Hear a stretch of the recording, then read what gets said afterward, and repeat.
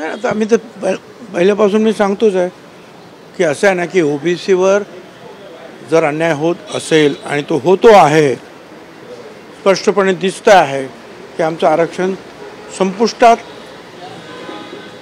येतं आहे आता. कारण त्याच्यामध्ये संपूर्ण मराठा समाज हा कुणबी दाखले देऊन घुसवण्यात आलेला आहे बॅकडोर एंट्रीने. आमचं म्हणणं होतं की मराठा समाजाला आरक्षण द्या, ते वेगळं द्या. त्याच्यासाठी तुम्ही आयोगाची स्थापना का केलं आहे, काम सुरू झालेलं आहे, ते क्युरेटिव्ह पिटिशन करतात, ते द्या. परंतु जे आहे झुंडशाहीच्या पुढे नमतं घेऊन बॅकडोर एंट्रीने जे आहे लाखो दाखले देण्याचं काम सुरू आहे. परत त्यांचे सगळे सोयरीने अमकं तमकं. त्याच्यामुळे ओबीसी, भटक्या विमुक्त यांचं आरक्षण संपुष्टात येत आहे. मग आम्हाला दुसरा पर्याय काय? पर्याय हाच आहे की वेगवेगळे आमदारांपासून मंत्र्यांपर्यंत कैफियत मांडणं,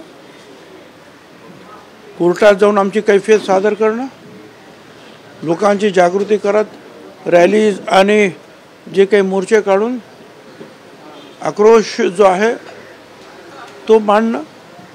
लोकशाहीने जे काही आम्हाला अधिकार दिले आमच्यावरच्या या होत असणाऱ्या या संकटाच्या विरुद्ध लढण्यासाठी, ते सगळी आयुधं आम्ही वापरतो आहोत, ते वापरणार. त्याप्रमाणे आम्ही गेलो आहे कोर्टामध्ये.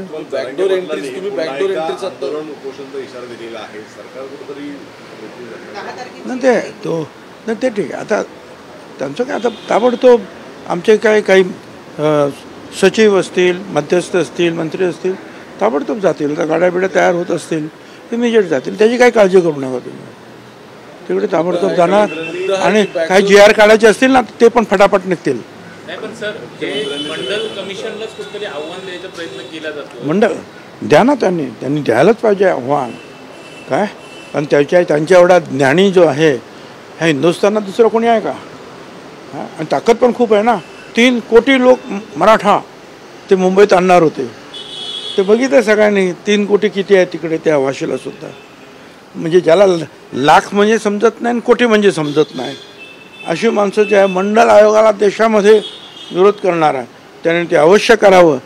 त्यांची हिंमत असेल ना तर त्याने मंडल आयोगाच्या विरुद्ध जे आहे आवाज द्यावा आणि त्याच्या विरुद्ध कारवाई करावी. आणि मंडल आयोगाला जो आहे हा संपवण्याचं काम त्यांनी करून दाखवत, त्याची हिंमत असेल तर. माझं चॅलेंज, आव्हान आहे त्यांना. महत्त्वाचं तुम्ही बॅकडोर एंट्रीचा आता विषय काढला. ते मला मुख्यमंत्री जे आहे ते मुख्यमंत्र्यांना विचारा. मी माझे प्रश्न मी छगन भुजबळ म्हणून बोलतो आहे. हां, बाकीचे प्रश्न बाकीच्यांना विचार. कोण काय करतोय ते कोणाला विचार. राष्ट्रवादीची असेल किंवा दादांची भूमिका असेल किंवा मग भाजपची असेल भूमिका कुठेतरी सावधगिरीच्या बाहेर म्हणजे त्यांना विचारा.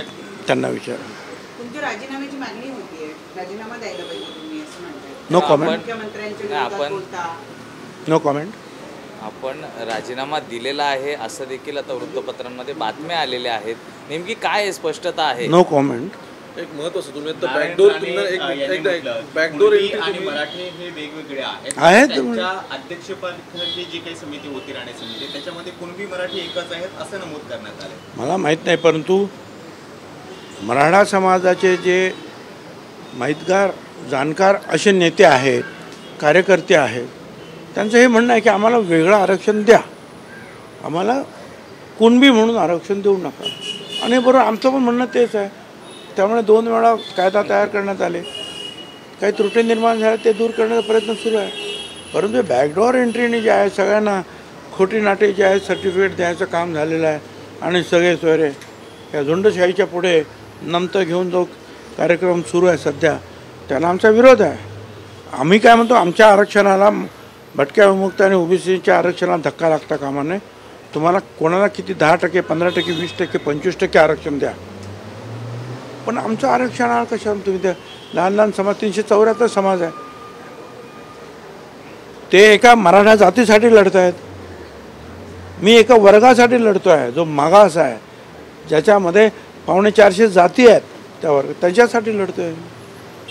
बरं, आता तुम्हाला निमंत्रण देण्यात आलेलं 20 तारखेचं, तुम्ही जाणार आहात ते विरोधी पक्ष नेते? असं आहे ना, अनेकांचे निमंत्रण येतात, परंतु आमच्या इथे जे सर्व ओबीसी नेत्यांची जी बैठक झाली 2 दिवसापूर्वी आणि त्याच्या अगोदरसुद्धा आम्ही काही लोकांची नेमणूक केलेली आहे, जसे शबीर अन्सारी साहेब वगैरे आहेत. तर ही सगळी निमंत्रणं वगैरे जे आहेत त्यांच्याकडे येतात, कुठे मिटिंग करायची, कुठे रॅलीज करायच्या, काय करायच्या आहेत, आणि मग जे आहे ते सारासार विचार करून मग आम्ही सगळे ठरवतो की ह्या ठिकाणी आपल्याला रॅली करायची आहे.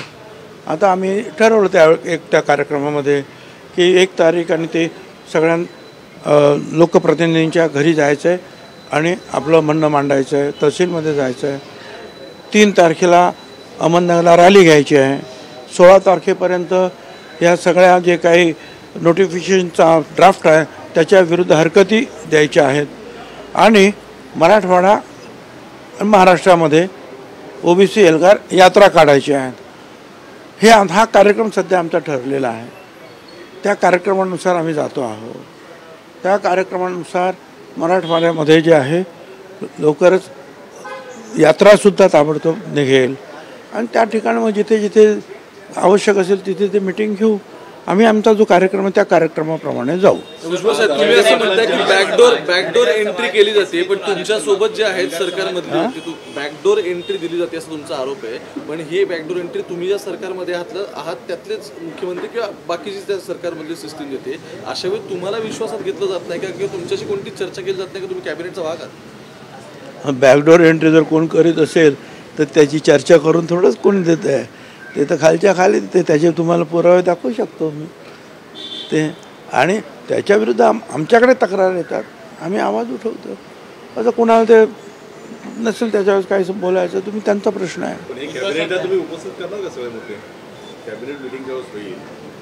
कॅबिनेटमध्ये या विषयावर चर्चा झाली, पण कॅबिनेटच्या समोर विषय असतात, अजेंडा असतात, त्या अजेंड्याप्रमाणे जे आहे कॅबिनेट चालते. माझा अजेंडा फक्त आता ओबीसी बचाव, भटक्या मुक्त बचाव, एवढंच आमचा अजेंडा. रोष निर्माण केला जातो संदर्भात, रोष निर्माण केला जातोय. नगरमध्ये तुमचे फोटो फाडण्यात आले, तुम्ही काय आव्हान कराल? कारण की त्या पद्धतीने रोष करा ना. ते अहो माझे फोटो काय फाडण्यात आले, माझे पुतळ्याला काय चपला काय मारतात, जाळतात, माझं तर जाऊ द्या. पण गावागावामध्ये गेले 3-4 दिवस जे आहे जो एक उन्मादी उत्सव सुरू आहे, उन्मादी उत्सव, 3-3 वाजेपर्यंत DJ नाच करायचा, जिथे ओबीसी घरं आहेत त्यांना त्रास द्यायचा, हा प्रकार जो आहे आता गावागावातून सुरू झालेला. दुर्दैवाने ते काही 1-2 ठिकाणची अशी प्रकरण माझ्याकडे कोणीतरी सांगितली की जिथे 2 घरं आहेत, 1 घर आहे ओबीसीचं, ते गावच सोडत आहेत. आज खालपर्यंत जे आहेत ना ही परिस्थिती. ठीक आहे, आम्ही भाषण करतो, आम्ही रॅलीज करतो, ते ठीक आहे, परंतु ज्या वेळेला हा विजयी उन्माद की आम्ही जिंकलो, आम्ही मिळून आलो मुंबईवरून, सगळं आरक्षण आमचं झालं आणि त्याचा जो उन्मादी उत्सव, दुसरा उत्सव नाही, उत्सव साजरा करायला कुणाची ना नाही, उन्माद, आणि तो ओबीसीच्या विरुद्ध शिवीगाळ देत, डीजेवर सुद्धा मला शिवीगाळ देत गाणी, हे सगळं आम्ही पाहतो आहोत. कदाचित मुंबई आणि तुम्हाला ते मीडियासमोर येत नाहीत, परंतु तुमच्या गावच्या ज्या पत्रकारांना तुम्ही विचारा, मीडिया पर्सनॅलिटीला, ते काय सांगतील तुम्हाला आज. आणि ही भयंकर परिस्थिती जी आहे आज राज्यामध्ये दुर्दैवाने निर्माण झालेली आहे. तुम्हाला मिळालं काय, ठीक आहे, आम्ही कायद्याच्या कसोटीवर ते किती बरोबर आहे, काय चूक आहे ते पाहू, पण लोकांना त्रास गावागावातून. मला असं वाटतं की परिस्थिती जी आहे थोडीफार चिघळत चाललेली आहे. आता ज्याचा त्याचा प्रश्न की त्याच्याकडे कसं पाहायचं ते. भुजबळ साहेब, धनगर समाज एसटीतून आरक्षण मागतो, यावरती आता आदिवासी नेते म्हणतायत की आमची सुद्धा अवस्था ओबीसी समाजासाठी झालेली आहे, बॅकडोर एंट्री होते. असं आहे, आता असं आहे, त्यांचा सुद्धा धनगरांचा प्रश्न गेली कित्येक वर्ष सुरू आहे, ते हायकोर्टात सुद्धा आहे. पण तूर्त जे आहे धनगरसुद्धा समाज जो आहे हा आमच्या ओबीसीचाच भाग आज तरी आहे. त्याच्यामुळे आम्ही सगळे अगोदर हे वाचवा याच्यासाठीच धनगर समाज आमच्या बरोबर आहे. आणि आम्ही एकत्रित जो आहे धनगर समाज, वंजारी समाज, भटका, मुक्त हे सगळे समाज आमच्याबरोबर आहे. आम्ही सध्या तरी या गोष्टीवर जे आहे लक्ष सगळ्यांनी केंद्रित केलेलं आहे. समाजाच्या लढाईमध्ये तुमच्या आंदोलनाचं समर्थन देतो, मी तुमचं आंदोलन पुढे नेतो, मुस्लिम आणि धनगर अहो जगातलं काय ते तर काय, अमेरिकेतलं सुद्धा जे आहे ना, एखादं जर ते आले ऑस्ट्रेलिया, तिथे आपले जे काय निग्रो समाजाचे, त्यांना आपण काय म्हणतो दुसरं, हां ते ती सगळी जे आहेत वर्णद्वेष तिकडे सुद्धा चालू आहे, तर तिथे सुद्धा ते जातील. काय ह्याचं काय जातील ते. हां माझ्या शुभेच्छा आहेत. सर हिंदी में सवाल ये है कि गांव-गांव में जो उन्मादी वातावरण आप कह रहे हैं कि उन्माद हम देख रहे हैं, जो चरम पर है, जिसके चलते ओबीसी के जो ओबीसी के परिवार उनको तकलीफों का सामना करना पड़ा है बहुत. देखिए गांव-गांव में जो है, यहाँ से वो गए और उन्होंने कहा कि बस हम तो जीत गए, मराठा का आरक्षण मिल गया. क्या मिल गया, कैसे मिल गया? तो कुनवी सर्टिफिकेट लेकर ओबीसी में बैकडोर एंट्री से वो सारे बैठ गए.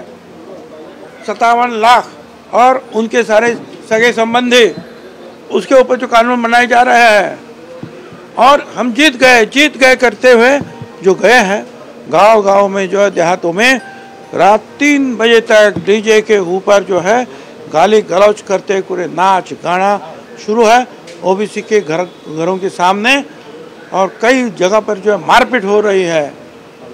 बहुत खराब वातावरण नीचे हो रहा है क्या. और मैं कहना चाहूँगा पुलिस फोर्स को भी, इसमें आप तुरंत इन चीज़ों को रोकना चाहिए. कानून है, 10 बजे के बाद कुछ आवाज़ नहीं करेगा. क्या उनके लिए कुछ कानून नहीं है? उनकी तो सभाएं रात को 3-3 बजे होती थी, वही अभी भी चालू है. 3-3 बजे तक डीजे जो है जानबूझकर किसी ओबीसी के घर पर, पिछड़े के घर पर जाकर गाली गलौज कर. हमको तो गाली गलौज जो ओपनली चालू है, शुरू है, सब कुछ शुरू है. धमकियाँ आती हैं, थ्रेट्स आते हैं, ख़त्म करेंगे, ये करेंगे, वो करेंगे. वो तो चला, अभी उसकी भी आदत हो गई. जो होना है वो देखेंगे, पर कम से कम जो है जनता को, जो है गरीब लोगों को बचाने की तो कोशिश हो जाए. मुख्यमंत्री एकनाथ शिंदे भी खुद जाके वहाँ पे खड़े होते हैं, कहीं ना कहीं सरकार सरेंडर है, ऐसी स्थिति उनको लगती है, इसीलिए वो ज़्यादा उन्माद है. मुझे नहीं मालूम, आप इसके ऊपर जो है आप खुद टिप्पणी कर सकते हैं. उन्माद है ये तो मैं जान रहा हूँ. अब वो उन्माद इतना क्यों पैदा हुआ, ये तो आप लोग सब लोग उसके ऊपर जो है ध्यान दे दें गौर से, फिर मालूम पड़ेगा. मुझे नहीं मालूम क्या है, क्यों इतना है. वड़ट्टीवार आपको आमंत्रित कर रहे हैं, आप शामिल होइए, वो मोर्चे का आयोजन कर रहे हैं, आप जाएंगे. एक कहीं ना कहीं संगठित नेतृत्व की और संगठित प्रयास. देखिए मैं वड़ट्टीवार हालांकि पहले मीटिंग में आए, दूसरे दिन जो है उन्होंने हमारे खिलाफ पूरी यूटर्न लेकर बातें कही. हमने कुछ भी नहीं कहा और आज भी नहीं कुछ कहेंगे. फिर वो चाहते हैं कि मैं फिर से इस काम को जुड़ना चाहता हूँ. उसको हम कहते हैं ठीक है, हमें कोई प्रॉब्लम नहीं है. हमने उनको जो है वेलकम किया कि करो भाई, ओबीसी का काम करो. मगर यहाँ जो है हमारे सारे ओबीसी अलग अलग पार्टियों के हैं, अलग अलग जातियों के जो हैं, ये सब एक है. और वो लोग जो है वो प्रोग्राम हमारा तय करते हैं, और हमारे निमंत्रक है शब्बीर अंसारी साहब, वो डिक्लेयर करते हैं कि प्रोग्राम क्या है, रैलीज कहाँ होगी. जैसे कि अभी तय हुआ है 1 तारीख को सारे सांसद है, विधायक है, उनके घरों पर जाएंगे और उनको कहेंगे कि ओबीसी का आरक्षण बचाओ. तहसील पर जाएंगे, कहेंगे बचाओ. 3 तारीख को अहमदनगर पर रैली होगी, उसमें जो है सबको शामिल होने का जो है निमंत्रण दिया गया है. और फिर 16 तारीख तक ये जो नए जो है ये कुछ नोटिफिकेशन आ रहे हैं, उसका जो ड्राफ्ट वगैरह जो आ रहा उसके ऊपर जो ऑब्जेक्शंस लेना है, तो लाखों की तादाद में वो काम शुरू है. और साथ साथ जो है एक कमेटी फॉर्म हुई है, जहाँ अलग अलग पार्टी और अलग अलग जातियों के लोग हैं, विशेषतः मराठवाड़ा से, वो चौकआउट कर रहे हैं, तय कर रहे हैं कि वहाँ ओबीसी एल्गार यात्रा निकलेगी और वो कितने दिन निकलेगी, कहाँ रुकेगी, कहाँ रैलीज होगी, कहाँ मीटिंग्स होगी, हम उसके मुताबिक जाएंगे। सर ओबीसी के राष्ट्रीय स्तर के भी नेता हैं, क्या राष्ट्रीय स्तर पर से आपको किसी ओबीसी नेता को फोन आया है? क्या वो आपसे जुड़ने की बात कह रहे हैं, आपके आंदोलन को अपना समर्थन दे रहे हैं? इस तरीके की बात राष्ट्रीय स्तर के? देखिए, राष्ट्रीय स्तर पर ये बात तब जाएंगी जब आप हिंदी, अंग्रेजी, ये जो मीडिया है वो वहाँ तक यहाँ का जो संकट है वहाँ तक पहुँचाएंगे, यहाँ का जो दुख है वहाँ तक पहुँचाएंगे, तब लोग वहाँ से भी जो आवाज़ करेंगे। अभी तो ये उपोषणकर्ता लीडर जो है मराठा का, उसने कहा कि हम तो मंडल कमीशन की अभी खारिज कर देंगे। अब मैंने कहा करो, हम सुप्रीम कोर्ट में जाएगा, हम मंडल को ख़त्म कर, मंडल आयोग को ख़त्म करेगा, ये आरक्षण पूरा ओबीसी का ख़त्म करेगा। अब वो बोला है तो वो मैं बोला कि आप करो, और फिर जो है देश में क्या हलचल होती दिखेगी, सामने आएगी सारी बात। चलो, थँक यू सबको सब आपको जो है धन्यवाद। एक शेवटचा मराठी प्रश्न की काल वरट्टीवारांनी सुद्धा बैठक घेतली. ते धन्यवाद सगळे. आता ते त्यांचं ते काम करत असतील, त्यांना शुभेच्छा. आमचं काही म्हणणं नाही, परंतु सगळ्यांचं म्हणून आमचा हा एक कार्यक्रम सुरू आहे आणि आम्ही सगळे एकत्रित हा कार्यक्रम आम्ही पूर्ण करणार. बाकी कोणाला मीटिंग घ्यायचं असेल तर काय आमचं काय म्हणणं नाही. चला.